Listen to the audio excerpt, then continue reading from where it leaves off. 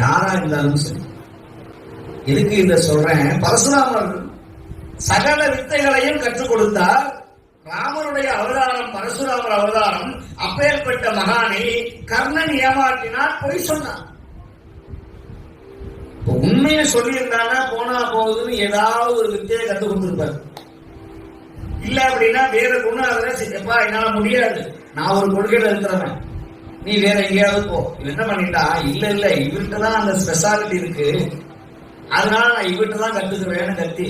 பரசுராமர் என்ன பண்ணினார், அப்படியே அயர்ந்து ஒரு பாறையில தூங்கினார். ஆனா குருநாதர் தூங்குறாரு, எனக்கு ரொம்ப அக்கறை அப்படின்னு இவ என்ன பண்ணா, இந்த தன்னுடைய தொடைய பரசுராமனுடைய தலையை வச்சு அப்படியே தூங்க பார்த்தான். பரசுராமர் பார்த்தார், நல்ல அருமையான சீடர், அவனுடைய தொடையை கொடுத்தானே